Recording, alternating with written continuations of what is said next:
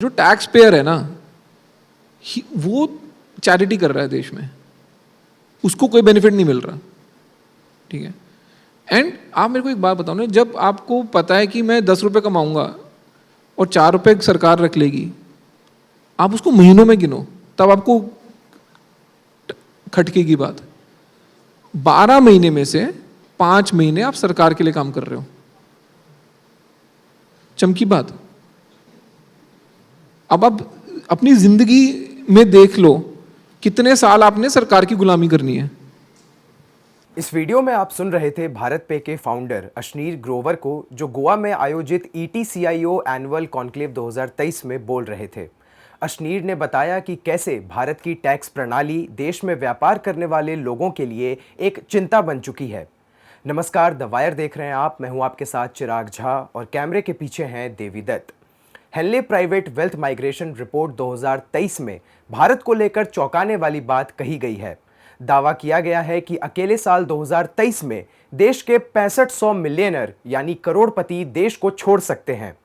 हालांकि इस रिपोर्ट में भारत से ऊपर चीन को रखा गया है, जहां से करीब 13,500 करोड़पतियों के देश छोड़ने के आसार हैं। हालांकि इस साल भारत से करोड़पतियों के बाहर जाने की संख्या पिछले साल के मुकाबले कम है, जहां पिछले साल 2022 में भारत को 7,500 करोड़पतियों ने छोड़ दिया था, तो वहीं इस साल 6500 करोड़पतियों के देश छोड़ने के आसार हैं।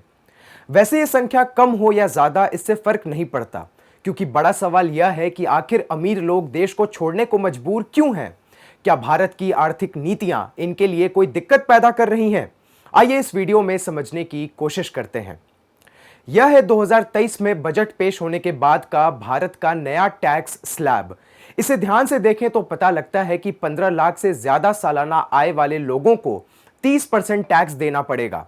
यानी अगर कोई व्यापारी या उद्योगपति साल का नहीं कुछ भी तो 1 करोड़ कमाता है, तो उसे सरकार को उसमें से 30 लाख टैक्स देना पड़ेगा। अगर सरकार मुनाफे का इतना बड़ा हिस्सा टैक्स के रूप में वसूलती है, तो लाजमी है कि करोड़पतियों के लिए यह मुश्किल की बात होगी। और केवल टैक्स ही नहीं, बल्कि इनके अलावा कई ऐसे कारण हैं जिनकी वजह से करोड़पति देश को छोड़ने को मजबूर हैं। डोमिनिक वोलेक, जो हेनली एंड पार्टनर्स में प्राइवेट क्लाइंट्स के ग्रुप हेड हैं, वो बताते हैं कि करोड़पति लोगों को अपनी सुरक्षा की चिंता है। वो अपने परिवार को अच्छी शिक्षा व्यवस्था से जोड़ना चाहते हैं, बेहतर स्वास्थ्य सुविधाएं देना चाहते हैं, साथ ही अच्छे क्लाइमेट और मौसम की खोज में वो अपने देश को छोड़ देते हैं।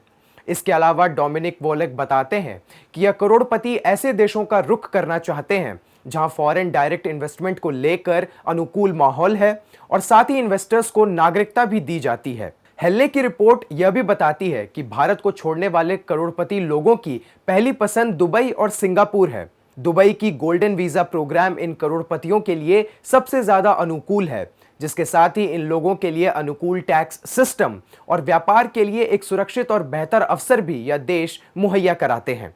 साथ ही Portugal, Austria, Saint Kitts and Nevis, Canada, Italy, Greece और स्पेन वह देश हैं जो अपनी वीजा और इन्वेस्टमेंट की नीतियों के कारण इन करोड़पतियों का नया ठिकाना बनने की पहली पसंद बनते हैं। सवाल अब यह खड़ा होता है कि क्या भारत इन लोगों को अपने ही देश में व्यापार करने के लिए नहीं रोक सकता? अगर विश्व गुरु बनने जा रहा नया भारत ऐसे खबरों से घिरा रहेगा, तो आखिर एंटरप्रेन्योर बनने का सपना देखने वाले युवाओं के हौसले को उड़ान कैसे मिलेगी? आगे इस रिपोर्ट में यह भी बात की गई है कि करोड़पतियों का भारत छोड़ना भारत के लिए कोई चिंता की बात नहीं है। रिपोर्ट के अनुसार आने वाले सालों में भारत में करोड़पति लोगों की संख्या में भारी इजाफा देखने को मिल सकता है।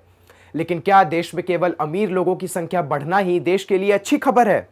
क्या इस पर कोई रिपोर्ट सामने आई है कि समान आय वर्ग के लोगों की स्थिति में कोई सुधार है? क्या गरीबी रेखा के नीचे जीने वाले लोगों की हालत में भी कोई सुधार हुआ है? अगर नहीं, तो क्या हम अमीर और गरीब के बीच बढ़ती खाई को और ज्यादा नहीं बढ़ा रहे हैं? इस पर भी चर्चा करने की जरूरत है। केंद्र सरकार लगातार ईज ऑफ डूइंग बिजनेस के नाम पर खुद की पीठ थपथपाती है, लेकिन व्यापारियों का देश को छोड़ना इस बात को खोखला साबित करता है। आइए इस रिपोर्ट में जो बातें कही गई हैं उनको हम और ज्यादा विस्तार से समझने की कोशिश करते हैं। हमारे साथ बात करने के लिए मौजूद हैं भारतीय अर्थशास्त्री और जवाहरलाल नेहरू विश्वविद्यालय में इकोनॉमिक्स के पूर्व प्रोफेसर अरुण कुमार जी। अरुण जी, बहुत बहुत स्वागत है आपका द वायर पर। मेरा पहला सवाल आपसे यही है कि जिस तरीके से Henley private wealth migration report 2023 में इस बात का जिक्र किया गया है कि करीब 6,500 भारतीय करोड़पति देश को छोड़ने वाले हैं, इसको आप कैसे देखते हैं कि क्या देश में व्यापार के लिए अब अनुकूल माहौल बचा नहीं है? इस रिपोर्ट में ये बताया गया है कि कई देशों से लोग जो हाई नेटवर्थ इंडिविजुअल कहलाते हैं वो अपने देश को छोड़ के कुछ और देशों में चले जाएंगे, जैसे अमेरिका है, यूएई है, सिंगापुर है, जहाँ पे कि जो टैक्स लॉज हैं वो थोड़े न्यूट्रल से हैं। तो ये जो हाई नेटवर्थ इंडिविजुअल्स कहलाते हैं, इनकी जो संपत्ति है वो $1 मिलियन से ऊपर, यानी 8.5 करोड़ से ऊपर की संपत्ति है, उनको कहा जाता है। और वो क्यों छोड़ के जा रहे हैं इसके बारे में भी रिपोर्ट ने जिक्र किया है कि उनको लगता है कि जो पॉलिटिकल, सोशल और इकोनॉमिक कारण हैं वो सही नहीं है, और इसी वजह से जो हाई नेटवर्थ इंडिविजुअल्स हैं वो देश को छोड़ के जाने की फिराक में हैं।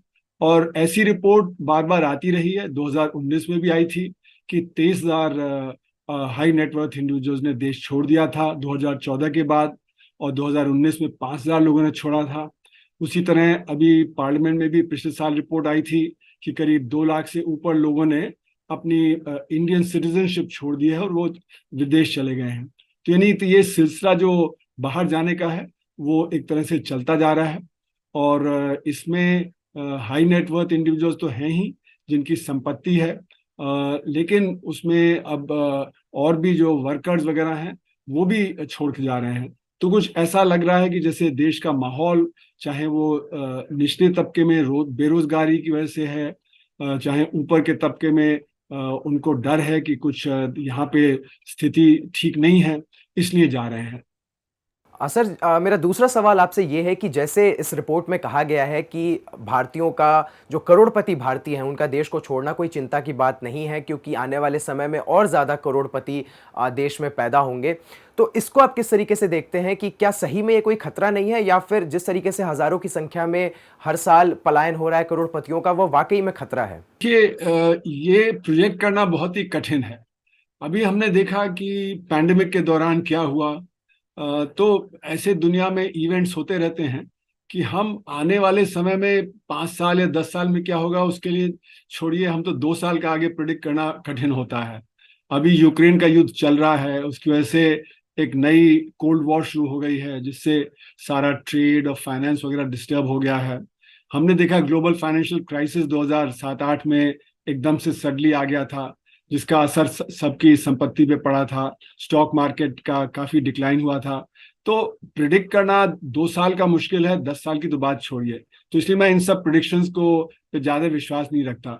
हाँ, ये बात है कि सन 90-91 के बाद जो हमारे देश में जो नई आर्थिक नीतियां लागू हुई, उससे जो अमीर लोग हैं उनकी आस्था देश में कम हो गई है और वो देश छोड़ने को तैयार है।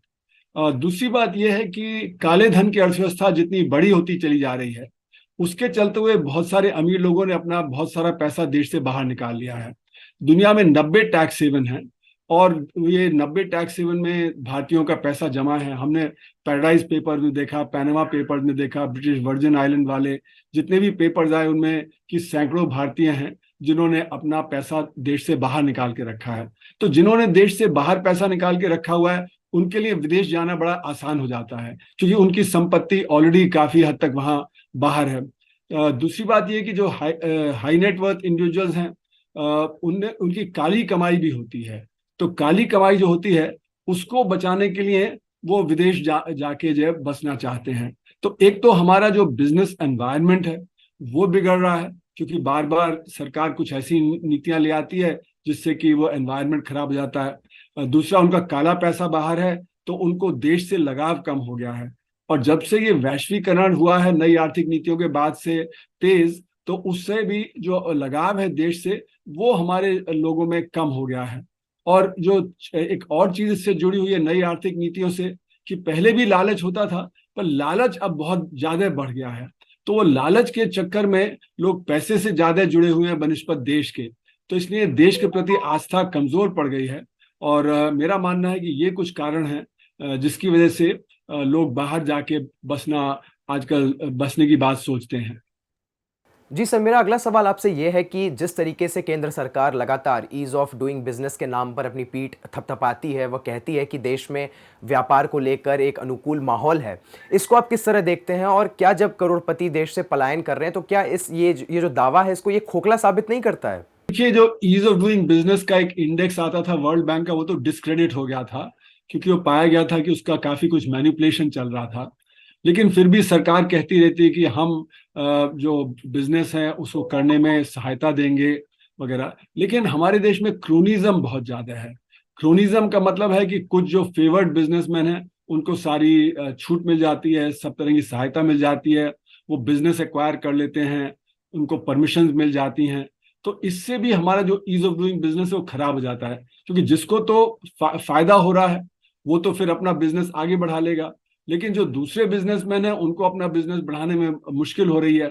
और जिनको फायदा हो रहा है, जैसे कि अभी पीएलआई स्कीम है, पीएलआई स्कीम में 755 कंपनियों ने कहा है कि उनको पीएलआई स्कीम के अंदर रखा जाए। तो जो बाकी कंपनियां हैं उनको तो फायदा नहीं होगा, यहाँ पे तो सब्सिडी मिल जाएगी, 4 से 6% के बीच की सब्सिडी मिल जाएगी। तो ये जो क्रोनिज्म है, इसके चलते हुए फेवरेटिज्म जो चलता है, उसने हमारा जो माहौल खराब कर दिया है। दूसरा, ये जीएसटी आ गया, फिर जो ईडी रेड्स वगैरह हो जाते हैं, सीबीआई रेड्स वगैरह हो जाते हैं, जो लोग सरकार के हक में नहीं होते हैं, तो उसका भी असर होता है कि वो ईज ऑफ डूइंग बिजनेस कमजोर पड़ जाता है। तो हमारे यहाँ जो एक मतलब खुली छूट होनी चाहिए कि आप जैसे बिजनेस चलाएं, वो खुली छूट जैसी चीज नहीं है। यहाँ पे क्रोनिज्म से कुछ को फायदा होता है, कुछ को उसका नुकसान होता है। तो इसलिए सरकार के कहना कि ईज ऑफ डूइंग बिजनेस कर रहे हैं, इसका मतलब ये नहीं कि असली में ईज ऑफ डूइंग बिजनेस हो गया है। सर, मैं इस बातचीत को आखिरी मोड़ पर ले जाना चाहूँगा। मेरा आखिरी सवाल आपसे ये है कि जिस तरीके से टैक्स स्लैब को लेकर काफ़ी चर्चाएं होती हैं, जिस तरह से 15 लाख सालाना आय से ज़्यादा जो लोग कमाते हैं उन पर अगर 30% टैक्स लगता है, तो क्या ये टैक्स स्लैब कुछ ज़्यादा नहीं है उन लोगों के लिए जो व्यापार करते हैं, जो धंधा करते हैं, जिनका अपना उद्योग है इस देश में, और इसीलिए वो दूसरे देशों का रुख करते हैं जहाँ उन्हें कम टैक्स देना पड़े? देखिए, 30% टैक्स जो 1 करोड़ रुपए कमा रहा है वो कोई ज्यादा नहीं है। हमारे यहाँ बल्कि ये कहा जाए कि बहुत कम लोग ज्यादा टैक्स पे करते हैं, और देशों में 40, 45, 50% तक टैक्स रेट होता है, उन्नत देशों में जैसे जर्मनी वगैरह है। तो ऐसा नहीं है कि हमारा टैक्स रेट बहुत ही हाई है। और क्योंकि लोग काली कमाई करते हैं, तो काली कमाई में जो उनकी होती है उसमें तो टैक्स लगता नहीं। तो हमारे यहाँ जो इफेक्टिव टैक्स है, जिसको हम कहते हैं टैक्स जीडीपी रेशियो, तो टैक्स जीडीपी रेशियो जो है वो बहुत कम है, 17% के करीब है। और डायरेक्ट टैक्स जीडीपी रेशियो, जिसमें इनकम टैक्स आता है, वो डायरेक्ट टैक्स जीडीपी रेशियो तो बहुत ही कम है, 6% है। ज्यादातर उन्नत देशों में जो डायरेक्ट टैक्स जीडीपी रेशियो है वो 20% से ऊपर होता है। ज्यादातर डेवलपिंग कंट्रीज में भी जो tax GDP ratio, direct tax GDP ratio होता है, वो 10-12% के करीब होता है। तो हम लोग बहुत ही अंडर टैक्सड हैं। और खासकर जो हमारा एवरेज टैक्स रेट आता है वो तो बहुत ही कम है, क्योंकि हमारे यहाँ इतनी रियायत हो जाती है, इतने कंसेशंस हैं, इतने तरह तरह से जो लोग अपना टैक्स बचा लेते हैं। तो इसलिए 1 करोड़ की जो आमदनी है वो हमारी प्रति व्यक्ति आय का तो करीब 50 गुना है ज्यादा। तो 50 गुना ज्यादा तो मतलब कि आप बहुत ही अमीर हैं। जबकि हमारे यहाँ जो टैक्स शुरू होता है वो करीब 7 लाख की आमदनी पे होता है, क्योंकि उसमें कंसेशन डिडक्शन वगैरह आप इस्तेमाल कर लेते हैं। तो 7 लाख भी करीब हमारी जो प्रति व्यक्ति आय है उससे 3.5 गुना ज्यादा है। जबकि उन्नत देशों में आपका टैक्स जब शुरू हो जाता है जब आपका प्रति व्यक्ति आय से चौथाई हिस्सा होता है, यानी 25% होता है। तो हमारे यहाँ एक्चुअली में देखा जाए तो टैक्स बहुत कम है। टैक्स जो होता है वो दिया जाता है जिससे कि सरकार की जो सुविधाएं प्राप्त वगैरह होती हैं उसका फायदा मिले। तो जो टैक्स होता है वो कोई सरकार खाती नहीं है, उसी से वो सुविधाएं मुहैया कराती है। वो चाहे आपका डिफेंस में खर्चा हो, वो चाहे आपके सरकार के जो स्कूल हैं, जो आपके जो तरह तरह की सर्विसेज जो सरकार देती है। तो इसीलिए जैसे कि स्कैंडिनेवियन कंट्रीज हैं, वहां तो 60-70% के करीब भी टैक्स, पहले तो 85% टैक्स होता था। तो लोग बड़े मतलब खुशी से देते थे, वहां पे काले धन की अर्थव्यवस्था बहुत कम थी। और वजह यह थी क्योंकि वहां पे सर्विसेज सब अच्छी तरह से मिलती थी। तो हमारे यहाँ भी जो देश है, अगर इसको उन्नत बनाना है तो जो टैक्स दिया जाता है उसी से हमारी तरक्की होगी, सुविधाएं मिलेंगी, चाहे वो हाईवेज हो, चाहे वो आपके रेलवे ढंग से चलें, चाहे शिक्षा अच्छी हो, स्वास्थ्य अच्छा हो, तरह तरह का इंफ्रास्ट्रक्चर शहरों में चाहिए होता है, पीने का पानी वगैरह वो सब अच्छा हो, तो इसलिए हमारा टैक्स कोई ज्यादा नहीं है। और मैंने जैसे कहा, काले धन की अर्थव्यवस्था अगर जोड़ ले तो टैक्स रेट और भी कम हो जाता है।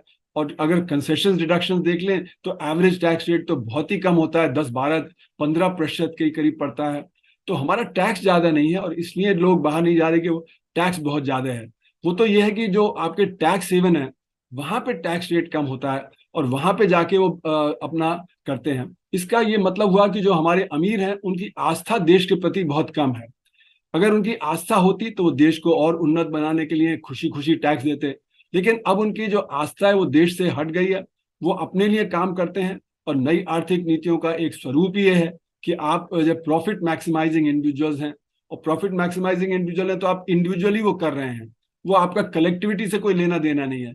तो नई आर्थिक नीतियों के बाद जो लगाव था हमारे अमीर लोगों का देश के प्रति और देश के गरीब जनता के प्रति, वो कमजोर होता चला गया है। और इसीलिए इतनी बड़ी मात्रा में काले धन की कमाई होती है और इसीलिए यहाँ से देश से छोड़ के बाहर जाने की बात उठती है। बहुत बहुत धन्यवाद सर, आपने जिस तरीके से सभी प्रश्नों का जवाब दिया और इस रिपोर्ट को एक तरह से आपने और विस्तार से इसको समझाया। मुझे उम्मीद है कि दर्शकों को आपकी बात समझ आई होगी। तो अभी के लिए इस वीडियो में बस इतना ही। इसी तरह तमाम खबरों से जुड़े रहने के लिए आप देखते रहें द वायर। बहुत बहुत धन्यवाद आपका।